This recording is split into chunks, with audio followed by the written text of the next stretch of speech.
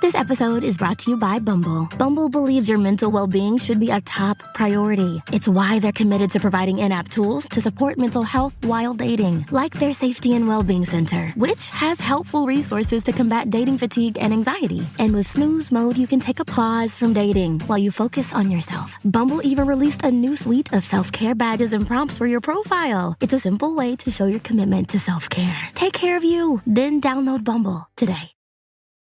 On this episode of Narcissist Apocalypse, we talk with an abuse survivor named Lynn. And Lynn was married to an emotionally abusive Mr. Right. It's a story of micromanagement, bullying, embarrassment, the silent treatment, and patronization.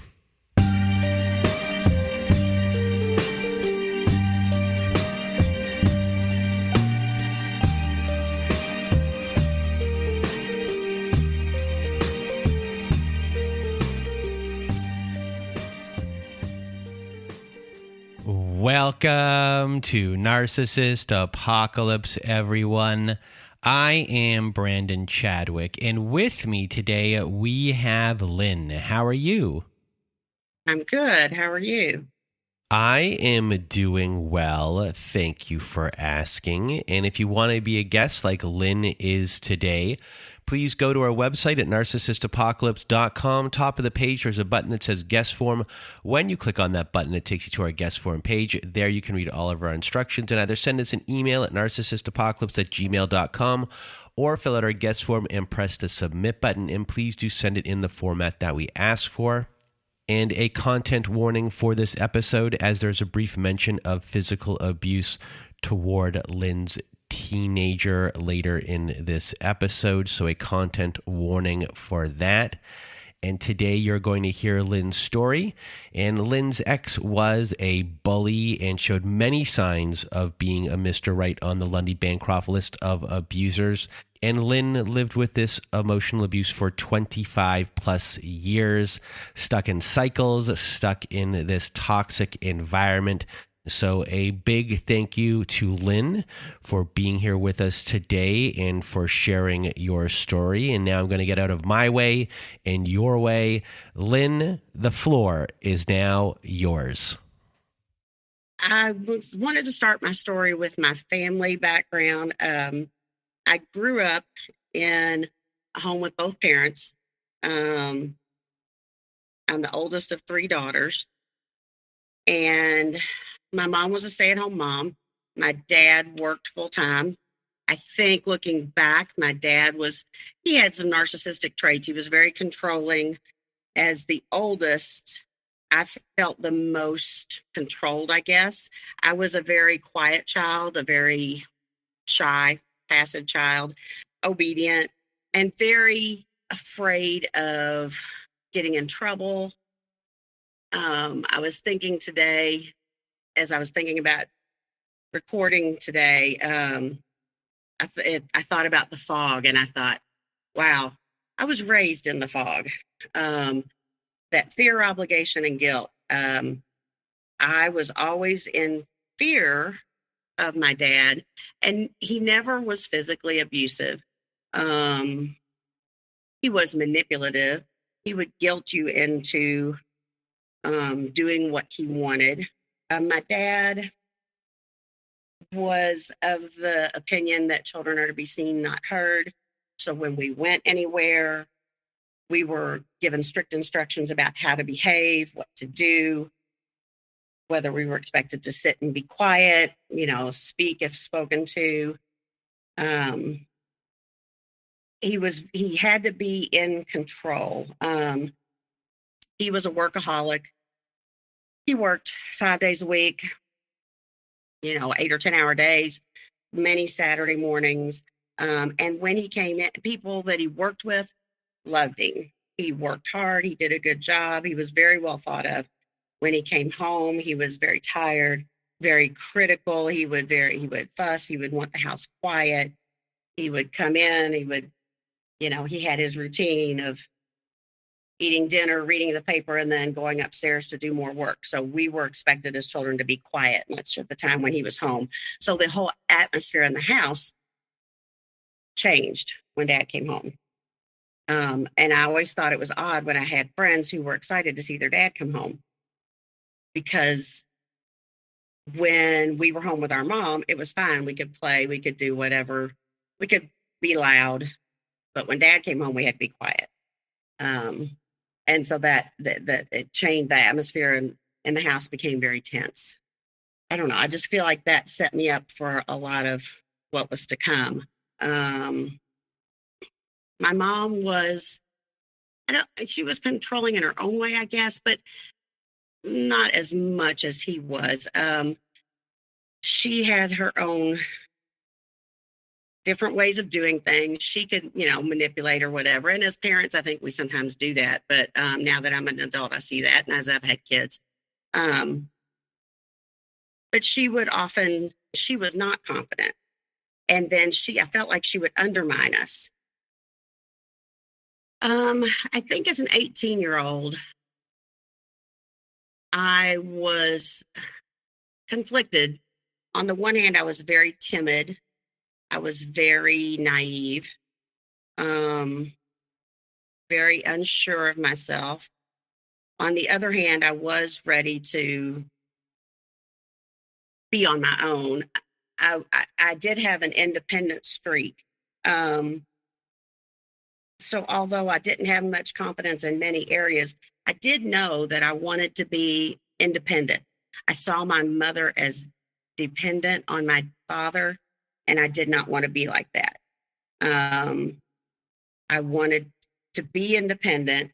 I did want to get married someday and have kids, but I knew that I wanted to work full time, be able to take care of myself, so that if anything ever happened with a relationship, whether it would be a divorce or a death or whatever, that I would always be able to take care of myself.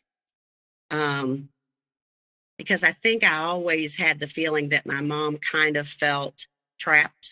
I think there were times when she got very frustrated, but never felt like she could leave if she wanted to, because she didn't think she could take care of herself.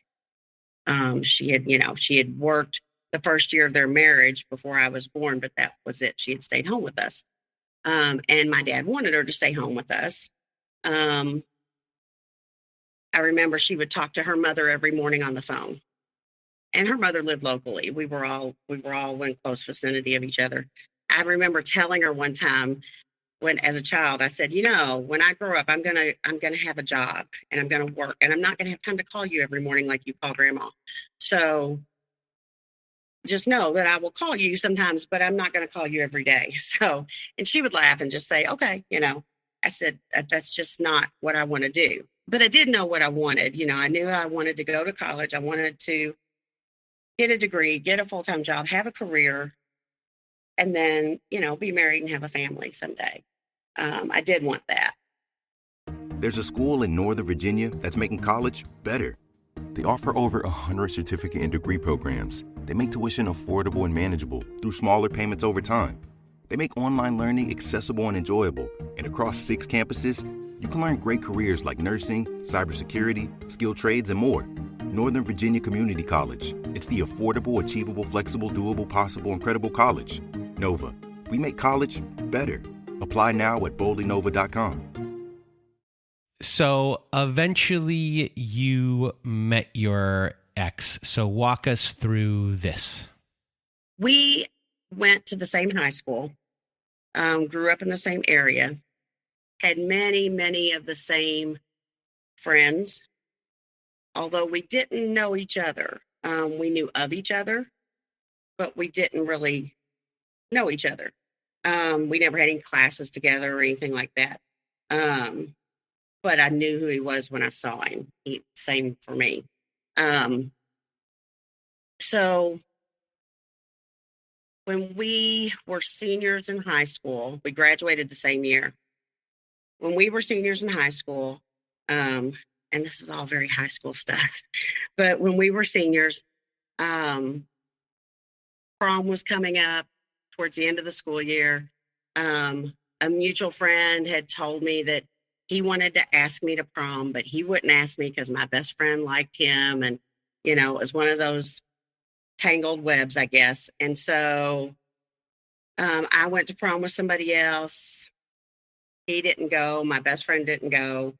After we graduate, my best friend starts dating somebody else. So we are out at a local festival one weekend. We run into him and we're talking to him, and because he was kind of hanging out by himself. And so then she encourages me to talk to him because she knew that he had liked me. So we just start to talk a little bit while she's there. He was also an athlete. He was a baseball player. I was not an athlete, but I always went to a lot of the games. We would go to basketball games and football games and everything. He was a baseball player, so he was playing summer ball. And so we go to see a summer baseball game. And she and I go together and we devise this plan that I'm like, you go ahead and leave and I'll wait and ask him for a ride home. She says, "Are you sure?" I said, "Sure." So I did. And so he gave me a ride home. And so I don't remember if I gave him my number or not. I don't remember how it all happened. But he took me home. And at some point, he did ask me out. So we started dating the June after we graduated from high school. We dated for about 6 weeks, probably into the middle or end of July. And he went on a trip for a week to Florida with his mother because he was going to go down to visit a junior college. He was going to possibly play baseball at this junior college. When he came home, and I thought he was going to go the way he was talking, which was fine. And when he came home, he said he had decided not to go. I said, "Why?" He said, "Well," he said, I just decided I think I'll stay home and go to school close by." And I said, "Why did you change your mind?" He said, "Well, I just decided I just wanted to be closer to home." And that was all he said. So he was going to live at home and go to school. Well, a couple weeks later, we're getting ready to start college. And I was very nervous to start college, very, very nervous because I didn't know anybody there. And my mother talks me into breaking up with him because she says, "You'll probably you're both going to meet other people in school, and you ought to be free to date whoever you want. And he's going to probably meet somebody too. And you just ought to be free to do that." And so I thought about it and I thought, well, maybe she's right, So I talked to him one night and I said, maybe we should just take a break for a while and just see how things go when we start school. Because, well, he became very angry. And he says, "Here I decided to stay home for you and go to school close by so that we could still date. And now you're breaking up with me." And I said, "Wait, you didn't stay home for me." Yes, I did." I said, "You never said that. You never told me you stayed home for me." And he said, "Well, I did. I stayed home with me. And what do I get? What thanks do I get? You break up with me. That's just fine." And I thought, what did I miss? I didn't, I don't understand. So, and I didn't really want to break up. I still liked him. And so I thought about it a little bit. And I think I called him the next day and said, "Well, maybe we can still do this. Maybe this will still work." So we talked a little bit and we decided to go ahead and continue to date. Well, of course, my parents were not thrilled with that idea. His parents were fine with it. His family was very accepting of me, very non-judgmental. He also grew up with both parents at home. He was the youngest of 6 kids. And he was, I think he was the golden child of his family. He was the last one and kind of the oops baby. All the other kids were stair-step. And I think his mom thought she was finished having children, and then suddenly she became pregnant with him. So there was 5 years difference between him and the sister next to him. So they all doted on him. They all, even his siblings, they all, thought he was just the bomb. And I mean, not to say he wasn't a good guy. He did have his good qualities, but he was very much the spoiled, almost like an only child. So that's how we began. We both went into college. I did pledge a sorority, which he was very resentful of because my parents would allow me to do things with sorority during the week when they wouldn't allow me to do things with him during the week. So they still treated me as if I was like a high school student. I still had a curfew. They would not allow us to date except on the weekends.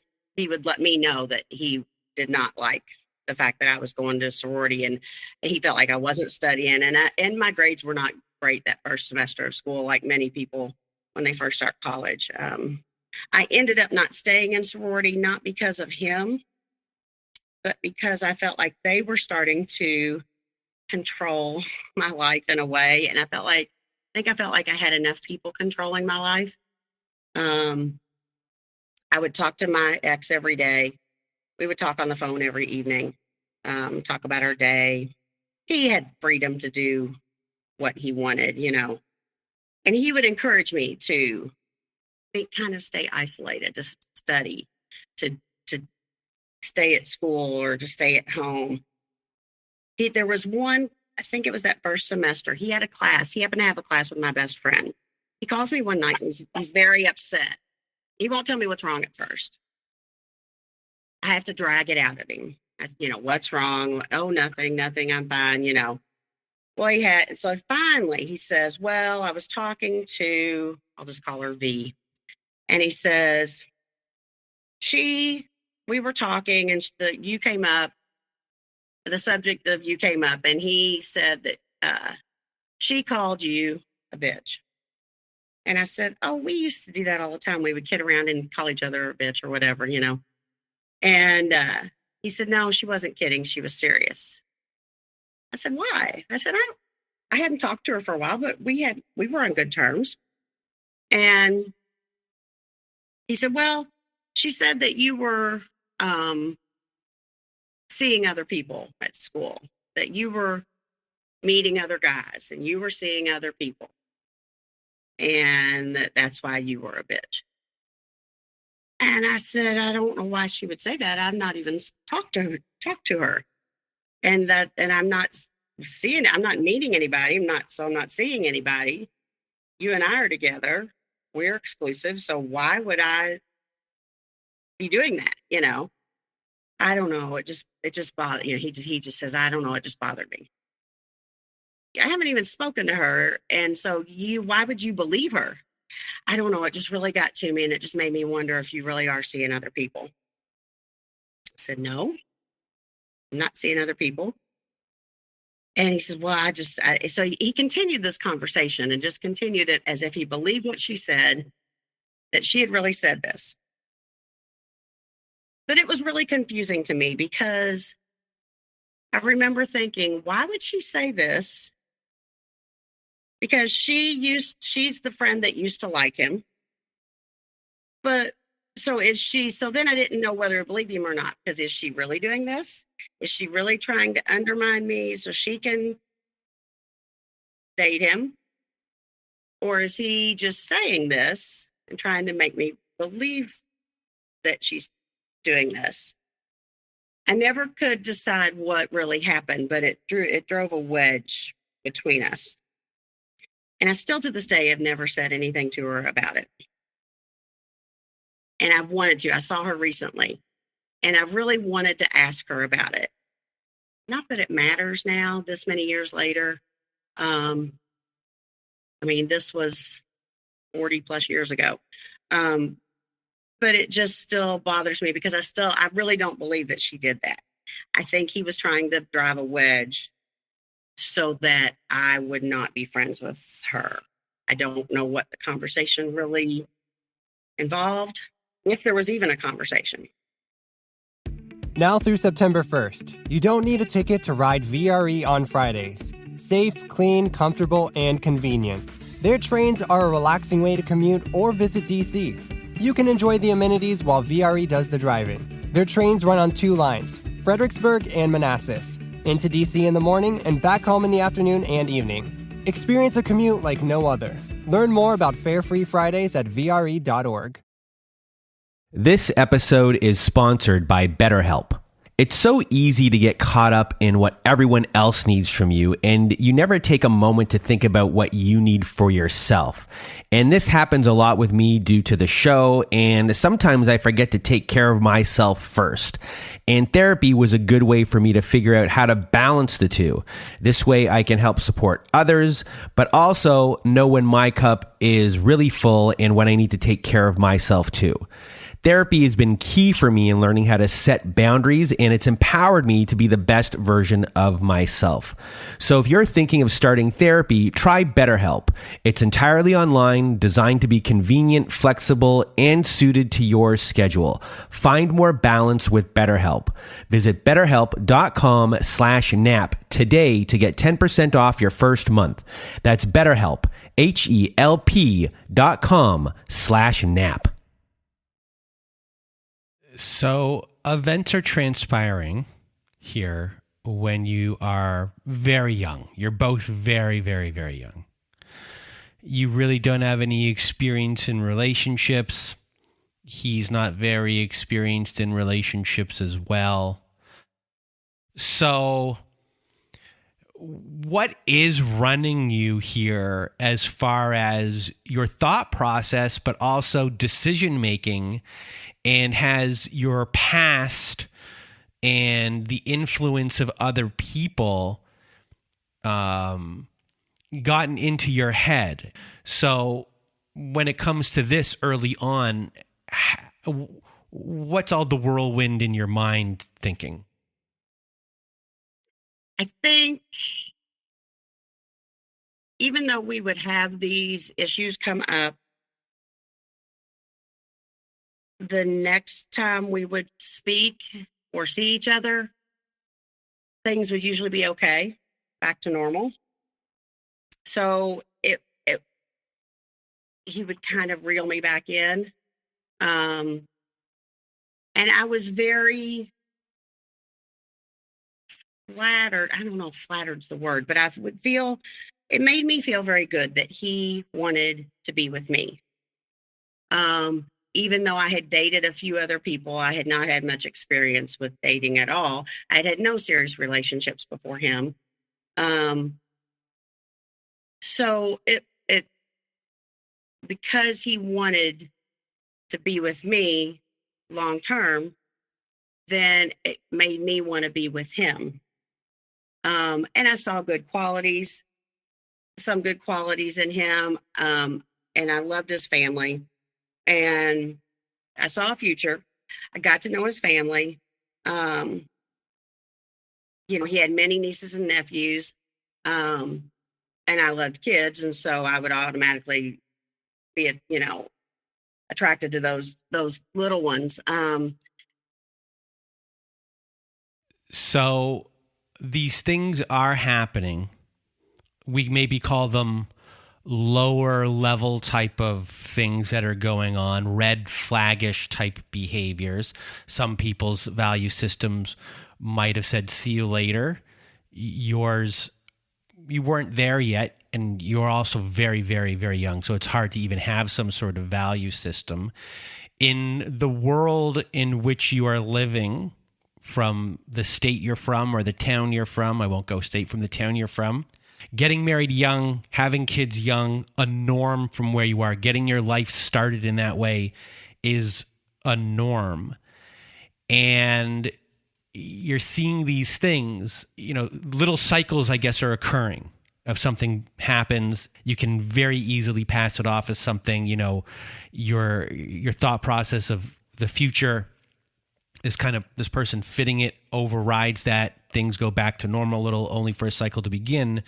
But a toxic environment is being created of not standing up for, what you believe in and going along with things very easily. Fair to say? Yeah. Accepting the love you think you deserve. Yeah.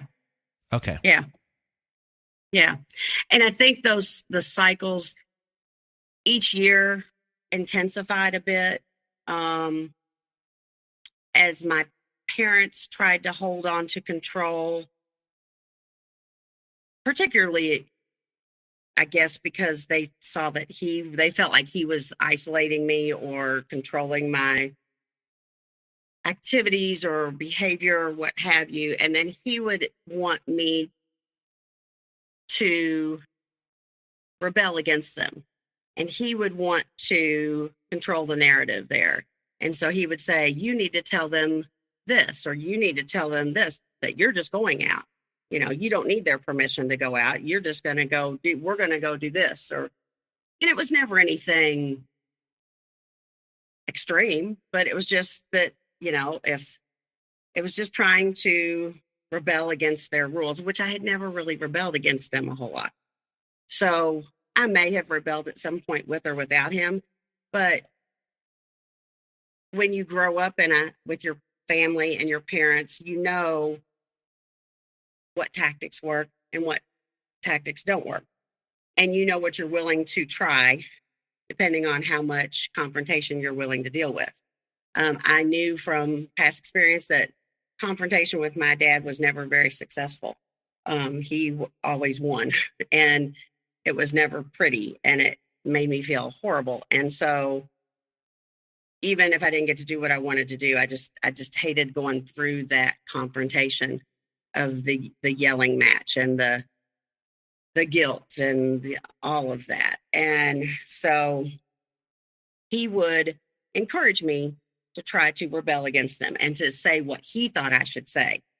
And if I didn't, or even if I did and they didn't give in, and his narrative did not produce the results that he thought they should, then he would become very angry with me. He would yell, he would be very condescending, and then he would want to break up with me. Every time he'd be ready to break up. I can think of two instances.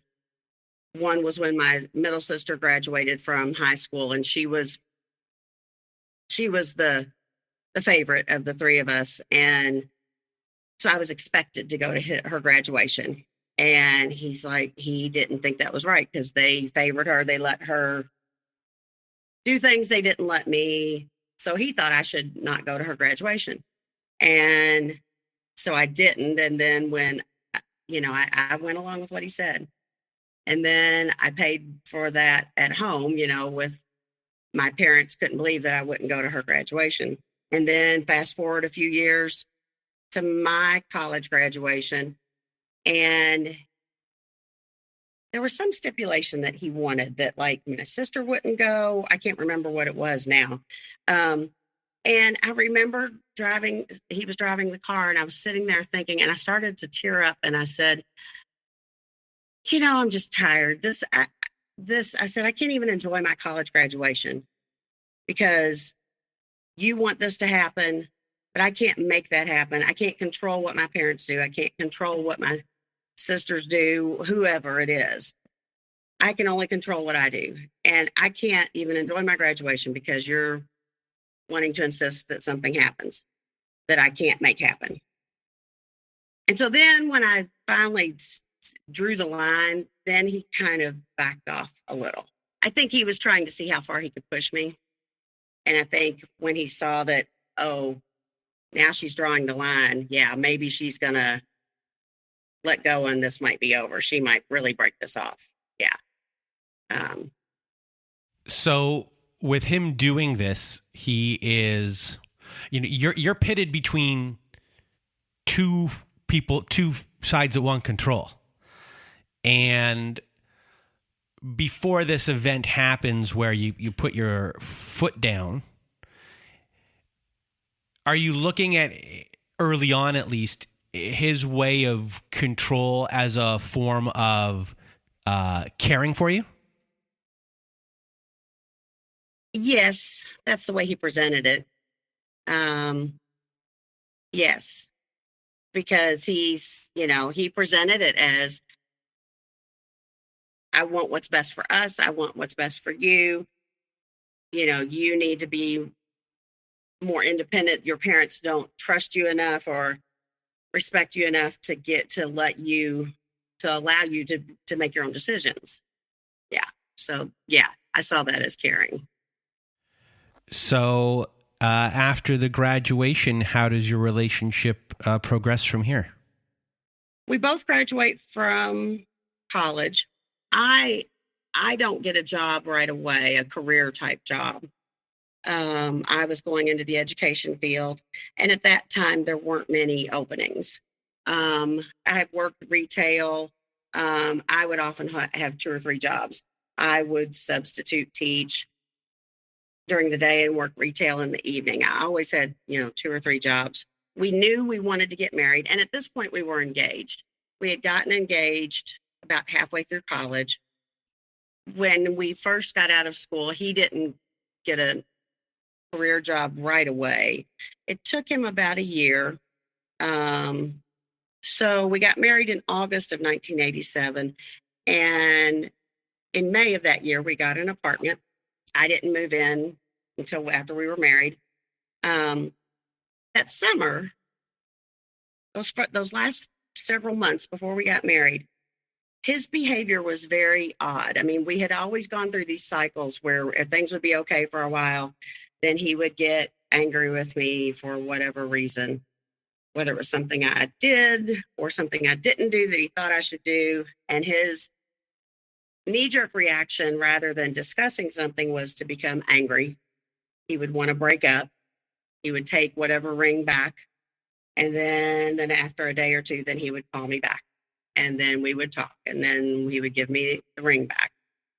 And so that last summer before we got married, he acted very odd. He seemed very quiet. He almost acted like he didn't want to be with me. When I would question him about it, he would become very defensive. And I remember saying, "Why are you becoming defensive when you don't need to be?" I said, "I was just asking you where you had been or what you were doing, or, if he had been out with friends or playing softball or whatever he was doing."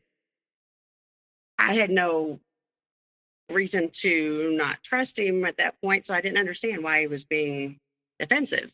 But apparently he thought I was meddling where I didn't need to be. I don't know.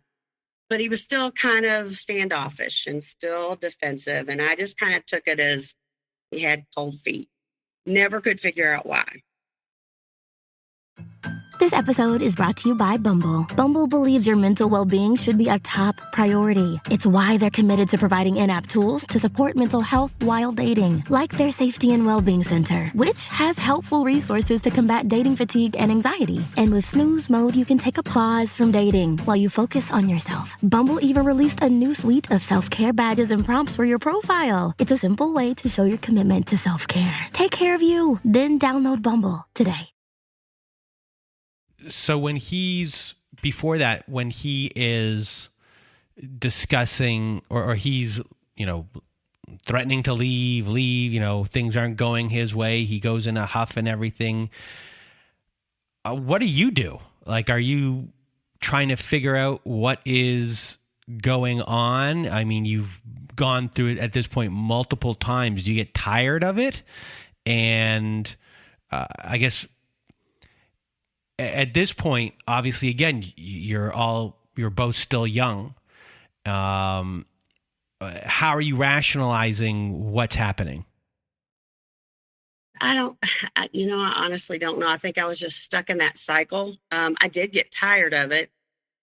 In the moment, I was usually surprised and confused about his reaction, because his reaction was to not just become aggravated, but just to become just completely angry, yelling and just cussing and acting like I was so stupid, and I'm like, it was such an overreaction to everything that I just didn't understand. So in the moment, I would just be upset. My feelings would be hurt. I'd have that devastated feeling, and he would go off and not talk to me. He would, he was big on having a blow up, threatening to break up, doing the silent treatment for a little while. And as years went on, the silent treatment would get longer. And so after that, I think through that silent treatment, then I would get to the point sometimes where it's like, well, whatever. So, I used to try to get him to talk to me. And then after a while, it was just like, he'll come around, I guess.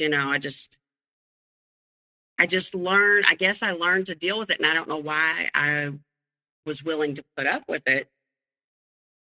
But I felt like I didn't realize it was abuse. He wasn't hitting me. He would act like he wanted to punch a wall or throw something, but he never did. He stopped himself, and he would always come back around in a day or two and things would be okay. So I don't know. I didn't realize that it was really abuse. I could never pinpoint any misbehavior, but I just kind of just stayed in that cycle. And I think I still felt like he wanted me. So I was willing to settle for that, I think. I guess I thought it was what I deserved, I suppose. And I thought that we would be fine. We had dated for 5 years. So I thought when we got married, we knew each other. We'll be fine. But then, as you get to living with someone, when you haven't lived with them before, things are never quite as you think they're going to be. He always acted like he knew better about cooking or cleaning or paying bills or whatever it was with the marriage and the household. And if I didn't know something, or if I didn't do something the way he thought it should be done, then I would hear comments. And sometimes I think I would take it. Other times I was like, no, that's just the way I like to do things this way. Sometimes I would stand up to him. Other times I would let things go. However, we had been married a month. They got married in August. In September, we go away for the weekend. He had a softball tournament. I would hold his wallet and things while he played ball. As we're leaving the ballpark, I give him his wallet and keys back. He stops and talks to some people. We go on out. And a bunch of us had ridden over in somebody's van together. So on the way back to the hotel, some of them wanted to stop by the liquor store. So they stop. He gets out. He's sitting on the end by the door. He gets out and goes and sits on top of the van while some of them go into the store.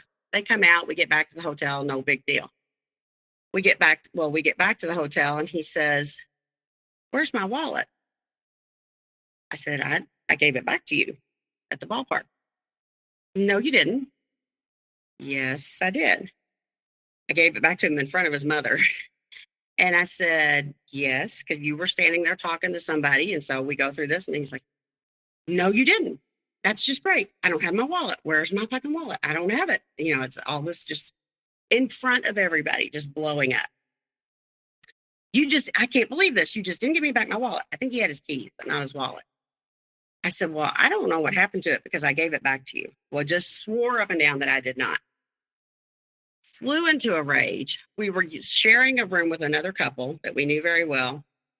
He was so angry that he came into the room slamming his stuff down, gathered up a pillow or something, went back out to the car, and he slept in the car, would not sleep in the room with us or with me. Would not speak to me. And, that's just great. You lost my wallet, Well, the other couple couldn't believe the way he was acting. Nobody could believe the way he was acting. And I was mortified. I just thought, why would you act this way and in front of everyone? The way I had grown up was like, if you have a problem, you figure it out, but you don't let everybody see it, especially something that was embarrassing like that. I think part of it was like he thought he liked to try to embarrass me because I think he wanted other people to have the same opinion that I wasn't as smart as he was. That's just my assumption here. So we spend the rest of the day at the ballpark. We come back late Sunday night, early Monday morning. We get home. He has to go to work. I am getting ready for work the next day, and because I have to go in later, I get a phone call from the owner of the liquor store. Someone had found his wallet in the parking lot and had brought it in. So I hung up and I called him at work and I said, guess what? Guess what just happened? And I told him about the phone call and how the man had found his wallet. He said, oh, it must have fallen out of my pocket when I sat up on top of the van while we were waiting for the rest of them to go in the liquor store. I guess it must have. Wow, I'm sorry. I can't believe that. But then he would always then years later refer back to that and would say something about me losing his wallet. Just like he would always refer back to that story about me breaking up with him 2 weeks after he decided to stay home for me. For years and years, he would bring those things up because he knew that they embarrassed me, even though he wasn't using them in the right context. He was making people think that I had done something wrong, or he thought he was making people think that. But that always embarrassed me. So you wrote me that he was someone that always wanted you to kind of read his mind of situations. And when that wasn't done, that would kind of set him off into his fits. And you also wrote me that, if he was sick, there was a big occasion when he was sick, you're tending to him. And then when you're really sick, there's not just him not tending to you, but he is even saying, like, why don't you get up and do these things for yourself? Like, he's a real jerk about it, and no housework is even getting done. Mm-hmm. So you've really painted a picture here of this person who really wants to be right all the time. And he is someone who wants to show other people that you are not a smart person, so they will believe whatever narrative he has. Mm-hmm. And someone who, when he does not get his way or things aren't going well, he reacts to everything as if it was this tantrum. As I don't know what age this tantrum would be, but very young. And his way of dealing with tantrums is to give you silent treatments. Withholding could be part of this as well. There's a little bit of rage right off the bat. And he also knows when he might have gone too far for you and when to kind of maybe apologize or, realize when your foot is being put down that it's time to stop and for this quiet period to possibly go in for cycles to reboot. Mm-hmm. And this is what he's able to already know what he can and cannot do as far as control goes. And even though it might never get to physical abuse, or it may not get even more extreme than what a lot of our stories are, you're still living in this cycle of abuse, and these cycles are continuously going on where it is just enough for you to almost say, I'm leaving, and then he takes his foot off of you to let you breathe, and you get to breathe a little bit while longer. And these are just a few of the stories in year one and what happened before that, before you got married, but year one of the marriage. And you were married for how long? Almost 28 years. Almost 28 years of living within this exact same cycle. Mm-hmm. So from here, you end up having 2 kids, first a girl and then a boy. And your ex thinks that he's right about everything when it comes to parenting and that everything you do is wrong. He reprimands you in front of your kids, making it look like you are less than him, and it makes you feel that way too. He then begins to micromanage the kids. He's right about everything with them as well. And this just goes on and on and on. And you're living in this toxic environment, the cycles. And then one day, a new wrinkle gets added to the regular everyday bullying. So walk us through this. We'd been married about 15 years, I guess. He was working late one night, and I put the kids to bed and was doing some things around the house, and I decided to open the mail. And one of the credit card bills had come. So I opened it just to see what we had going on. Because he always paid the bills, but just by chance, I had opened it this night and looked at it and noticed that there was a charge.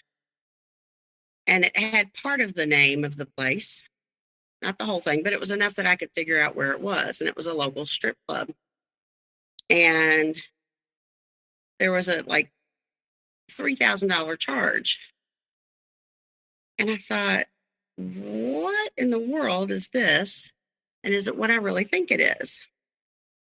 So I go upstairs to our computer, and companies were just starting to develop websites where you could go online and find information. So I go online and set up an account, and I get the statement online, and I print off a copy. And I'm looking it up. And then I realized that this big charge happened on a day that he had to come home, on a day I was off from work, and he had to help with something at home. He had fussed about it and complained, and he said, I can't believe you did this. I have to come home and fix this. It was fixing up a clogged sink. It's like, I have to come home and fix this, take time out of my day when I've got better things to do. So, okay. His mother was there when he had done this, and he wasn't having to leave an office. He was doing outside sales. So he was out driving, visiting customers. But his mother heard him say this. I've got better things to do. I can't believe you would do this. So, then fast forward a month when I'm seeing this credit card bill, and I realized that this charge was from that same day. And so when he comes home late that night from work, I show it to him. I said, I opened this. I was just looking to see what our balance was, and I saw this there. I said, do you know what this is? He was like a deer in the headlights. I've never heard him stumble over his words like he did that night, because he knew he'd been caught. And he said, I don't know what that is. I'll have to check into that. I said, okay. I was just curious because I'd never seen it before. I knew exactly what it was, but I was playing dumb. So I just was very angry, very, very angry. So I was standoffish. So I was the one not speaking to him at this point. And so by the next night, we had put the kids to bed, and I was cleaning up after giving the kids a bath. And he came in and said, I need to talk to you when you're finished up here. And I said, yeah, you're damn straight. We need to talk. And so we went downstairs, and he confessed. And I said, I knew exactly what the charge was because the place was close to where I had worked. And so I passed this place every day. I knew what it was. And I said, what in the world did you spend all that money on? I said, did you have a favorite girl? Were you buying a lap dance for everybody in the place? What in the world? No, I just, he had some explanation. He was in tears. And he was just he said he was sick. He just had a problem. He was really sick. And I said, yeah, you're sick. All right. You need something. Part of it was that he would always complain about me spending money at whatever, a few extra $100 here or there. Wasn't anything we couldn't afford. But then he has a $3,000 charge of his own. So he's talking out of both sides of his mouth, being very hypocritical on the money issue. I really came close to ending things right then.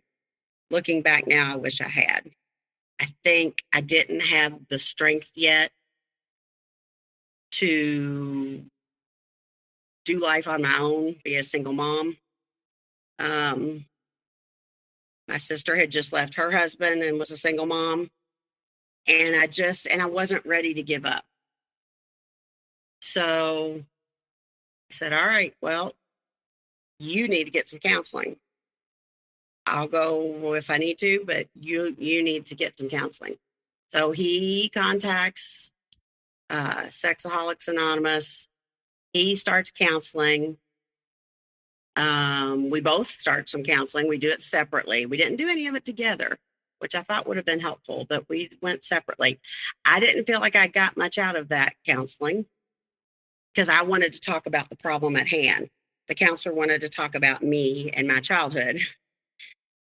I didn't see how that was relevant. It may have been, but at the time I just didn't see it. So he had a sponsor at first, but then after talking to a sponsor a few times, he decided that he didn't really need a sponsor. That was for people that really had big problems with it. He could control it, he said. And my other question was, when had he done this? Because he had been home every evening. He had been, he hadn't missed events that he was supposed to be at. So I said, when are you doing this? And he said, well, it had started when he had supposedly taken a customer out to lunch, and the customer suggested that they go to to a club. And then he would go on Saturday afternoons when he was supposed to be out running errands. That's when he would go. So we get through that. He seems remorseful. Things get better for a while. So then fast forward a little bit, he joins this group to lose weight. And then he starts going to this workout class, and then later I start going too. Well, one of the instructors really flirts back and forth with him, and one of the days she's there really flirting. She's an instructor on the stage with a headset on, and she's flirting with him, and she doesn't realize I'm there until somebody calls her attention to it. So again, all of those things always would make me suspicious. Even though I could never catch him doing something, I felt like I wasn't justified in leaving unless I could catch him doing something wrong and prove it, because he loved to argue. He always wanted proof of things. And I just felt like being unhappy wasn't enough of a good enough reason to leave.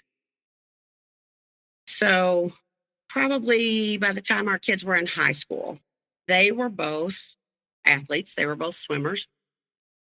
And he was very, very competitive. And it drove him crazy that they were competitive to a point, but not to the extent that he was.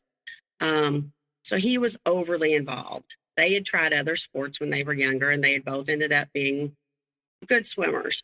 But he would talk to them to the point of being obnoxious and obsessive about it. He would not talk to them about anything else. He would micromanage about their grades, about their swimming, and it was always kind of criticizing or degrading. It was never, you did a great job. It was always, you did a good job, but it's kind of like saying, I'm sorry you feel that way, but, and so he was always micromanaging, never trusted them to make good decisions, even though they never gave him any reason not to, which made us argue a lot because he would repeat things and repeat things and repeat things because he had to be right. He wanted them to act a certain way. We had mostly the same philosophy about raising kids, but his fuse was a lot shorter than mine. And so again, that anger or those explosions or fits that he would have with me, he would also have with the kids. And I stood up for them some, probably didn't stand up for them as much as I should have. I found a little notebook in my daughter's room one time when she was in high school. And I think I was making her clean her room, and we were not agreeing on something. And I picked up a notebook and just happened to open it. And she had written to herself inside, Dad's a bully and Mom has no backbone. And I thought, whoa, she's exactly right. It made me mad and it hurt my feelings, but I knew she was exactly right. And I thought, okay, I'm going to have to do the best I can to try to fix this or take up for them or something. We get to the point where our daughter's out of high school. She's swimming in college. She's back. She was swimming in college. She's quit. She's back home. We're needing her to move out. And he has a knockdown drag out with her, and she says something wrong to him, and he like pins her up against the kitchen cabinet. And she says, I think he's wanting to hit her, but he knows he shouldn't. And she says, go ahead. And I don't know what his response was, but she said, who do you think they're going to believe? Do you think that if you call the police, they're really going to believe you? Because she said she was already working part-time as an EMT, and she knew some officers and some various people and in law enforcement. And she said, they're going to believe the person they know, and they're going to believe me. And she talked enough that it made him back down. And then that's when she moved out, and I hated that she had to move out under those circumstances. He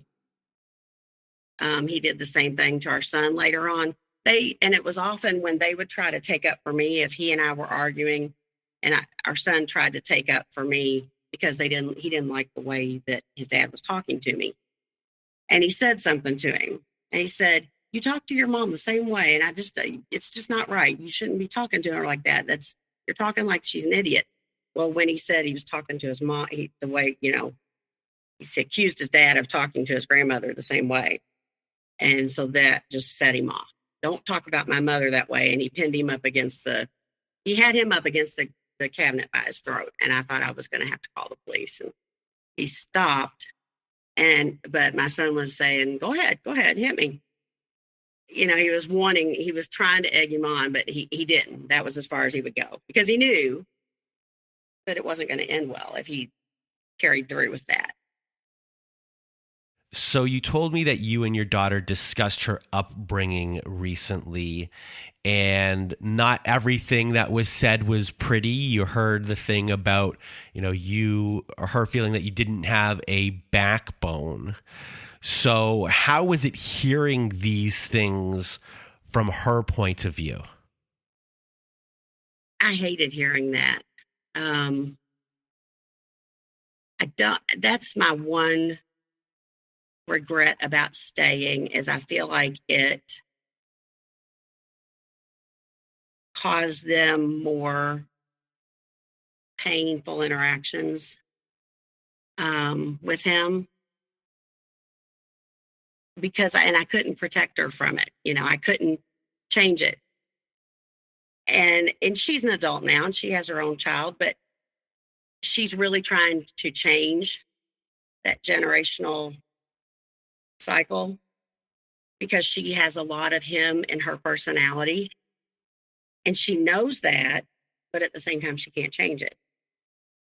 She can change it to a point, but when she gets in the heat of the moment, it's very hard for her to control herself. So yeah, that was, I hated, I did not like hearing that. It doesn't make me feel good. I've had conversations with my kids over the past few years. I didn't say anything about their dad for a long time. And I've had conversations with them more recently in the past year or two. And my daughter said to me not long ago, she said, I wish you had left when we were younger. I said, really? Why? She said, because it would have given us a reprieve, at least. When we were with you, we would have had a reprieve from him. She said, when we were with him, we would have had to deal with it. But at least we would have been able to come home and get away from it. I said, I had never thought about that. That was her perception. I said, well, from my perception, I was not ready to give up, and I wasn't ready to try to raise you guys by myself, and to make a break at that point. And, and she as an adult understands, but as a teenager, she was, I'm sure, just very resentful because they could see the hypocrisy. They would say to me when they were younger, why is dad such a hypocrite? He would say to them after a big blow up, I'm sorry, guys, I've really got a problem. I really will get help for my anger. But he never would. And so they could see that. And he thought that they couldn't. And they would ask me. And I said, I don't know. I said, I can't control what he does. I can only control what I do. And, that's the best I can do. So what was the catalyst for you eventually finally leaving him? Well, it had been coming on for probably 5 years. He had always been very flirty with other women, and he would do it in front of me. So I felt like if he did it in front of me, what he was probably doing more when I wasn't around. There was one swim mom in particular that he was always very flirty with, and she was very flirty with him. And he would try to embarrass me or be condescending to me in front of her. And so like I said, over a few years, there were events that happened. There was one in which we were at a swim meet for our kids, and this swim mom had a birthday recently, and she was showing another mom a picture of a gift she had gotten.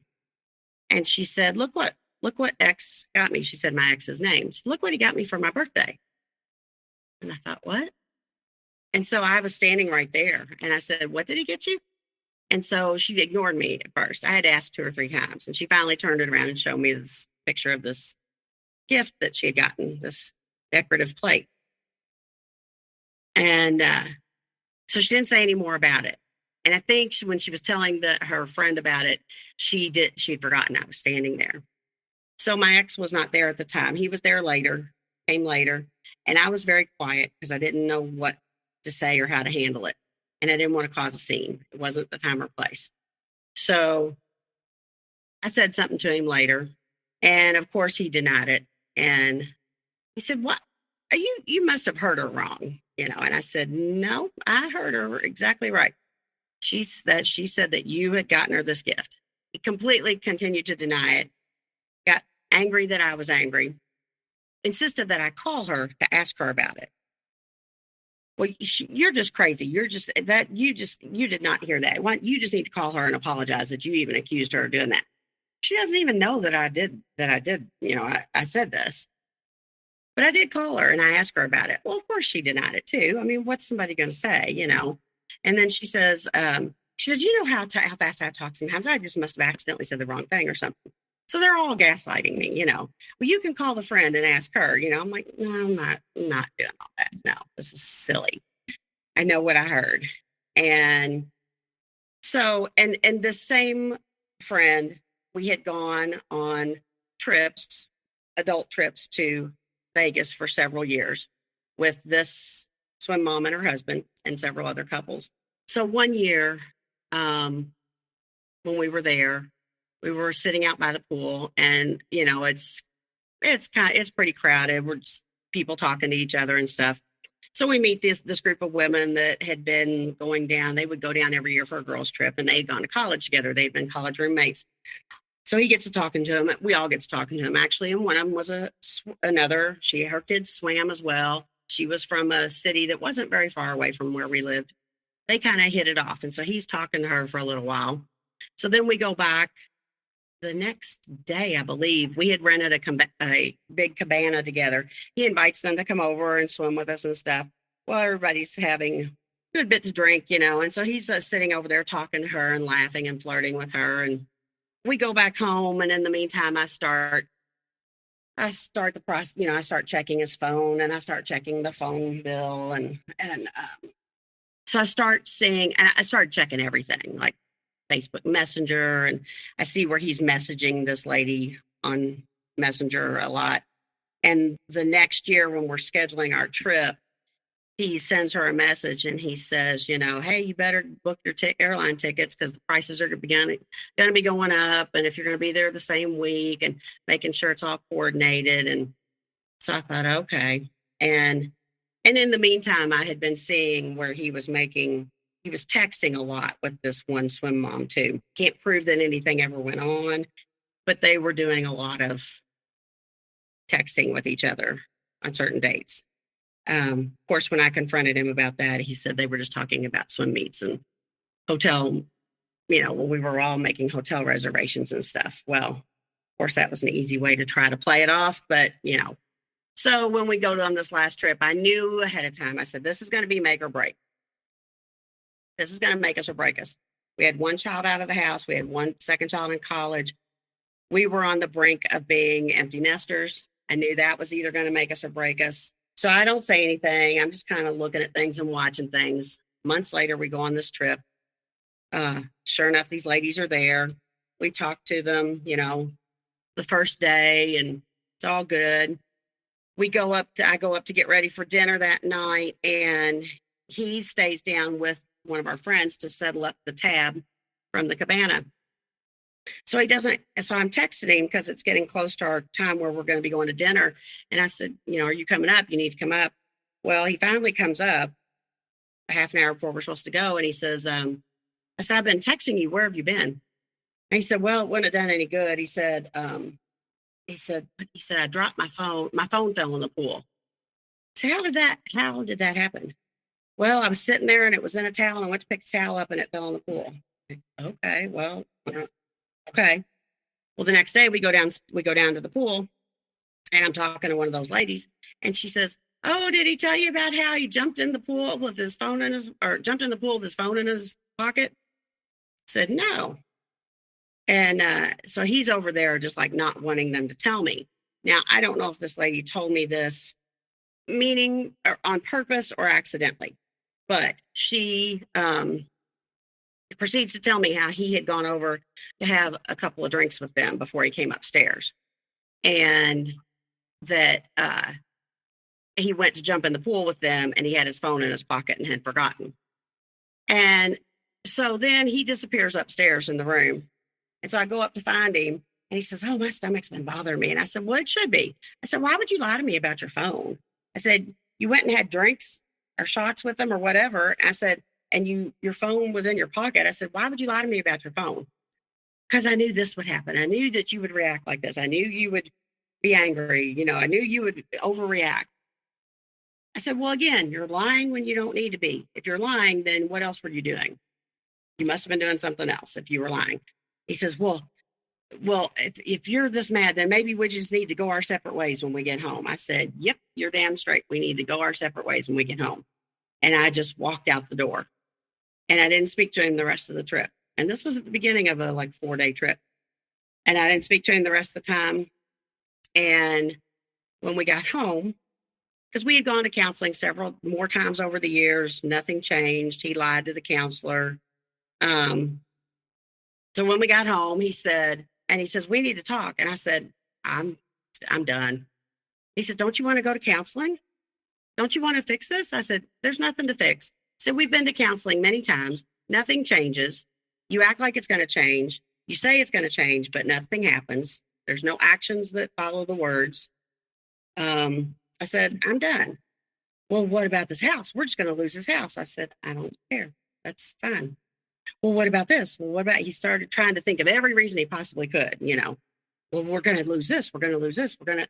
I don't care. I said, I'll go live in an apartment. I'll go live with, I don't care. And I had no tears left. I had grieved along the way.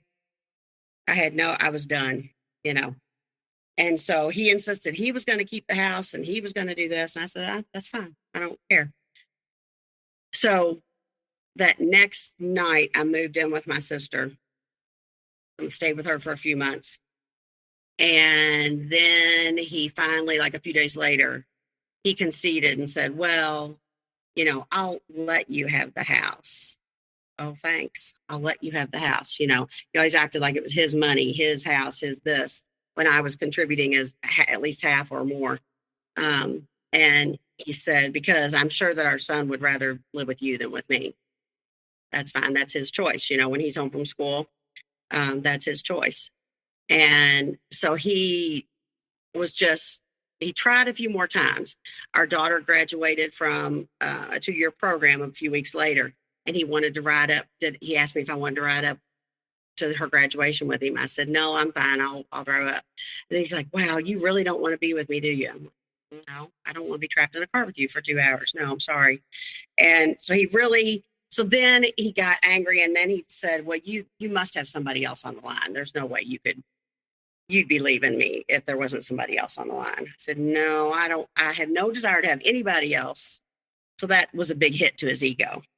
So believe it or not, he was very agreeable. And this was where I was glad we didn't have young kids anymore, because we did not have to argue about custody and child support and things like that. So he did not put up a big fuss about the divorce. It went very smoothly.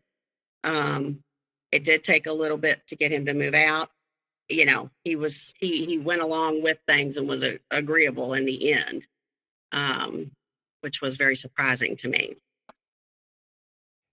And how has the aftermath of everything been?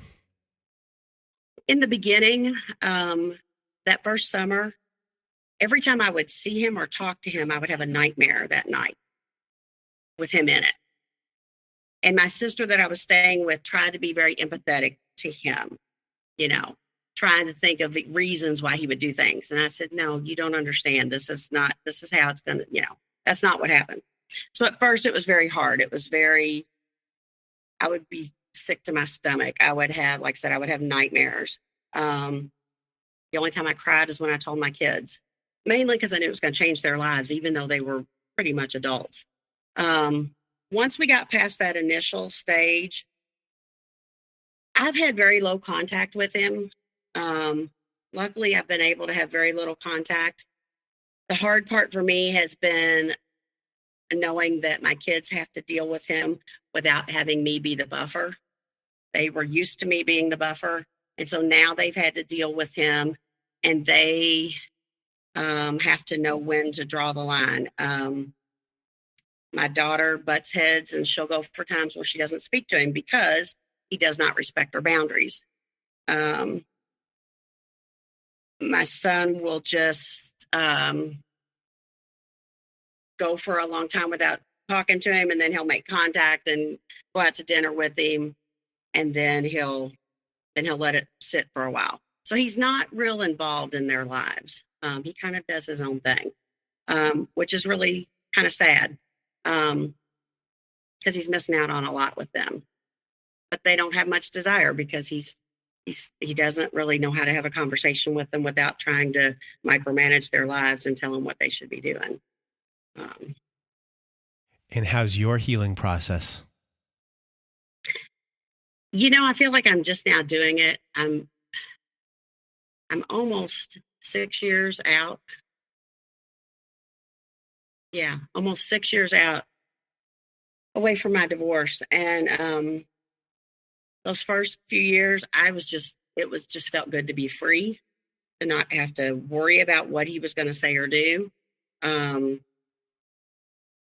have fun and do what I wanted to do, to not worry about being, you know, talked down to, and just have that verbal abuse going on all the time. But I think now, since for about the past year and a half, when I started listening to a few podcasts, and my story is by far not the most severe at all. You know, I was very fortunate not to have any physical abuse or anything worse than I've had. But even as I listened to some of any of the stories, even the worst ones, there have been things that people have said that made me think, you know, like, oh gosh, yeah, that sounds familiar. That sounds familiar. I had that happen. You know, and so that's caused me to do some research, to think about my childhood, to think about why why I stayed as long as I did, what made me attracted to that type of person. So I feel like I'm still kind of going through that healing process now. Yeah, I think my healing's still going on. And now my biggest worry is my adult kids, as they deal with the aftermath and dealing with their father. So And if you had any words of wisdom for everyone listening, what would they be? Everybody says, trust your gut, trust your gut, trust your gut. But I think that's true with everything, anything, not just spouses or significant others. But I think to be true to yourself and to know that when somebody's mistreating you, or if you feel like it's wrong, then it's wrong. It doesn't feel good, then you shouldn't have to settle for that. And it's hard to walk away from people sometimes, because sometimes things are good and then they're not. But if the bad outweighs the good, then you have to be strong enough to let it go and to confide in people. I never confided in anybody. I never told anybody anything until after the fact. And then when I talked to people after the fact, they could see it. They knew, but they didn't want to overstep. So I think, see if you can find somebody to confide in, even if it's a stranger or a counselor or somebody. Well, Lynn, I want to thank you for being here with me today. And we've gone through this process for a very long time. Yes, we have.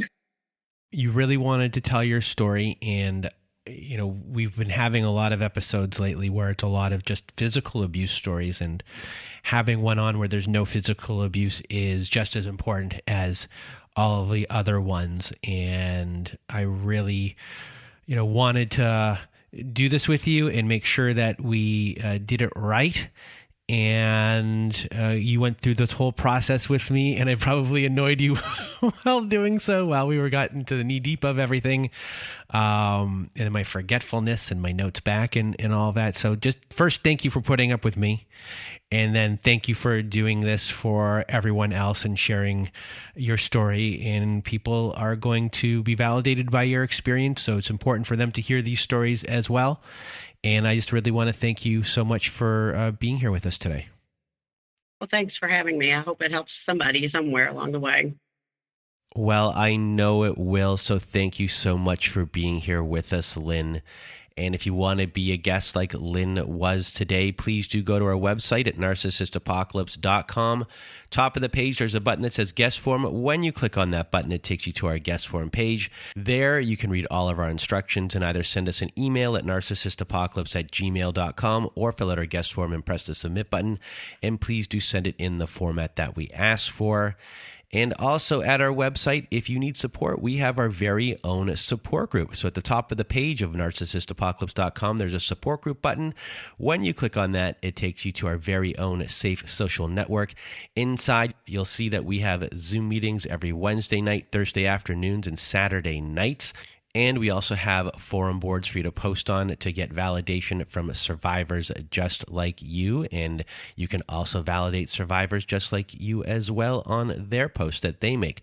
So if you want to get some support, join our support group today. And if you need even more support, please do visit our friends at domesticshelters.org.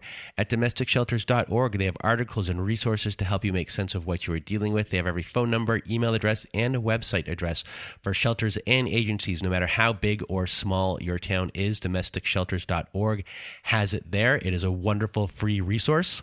And that is it for today's show. So for myself and Lynn, we hope you have a good night.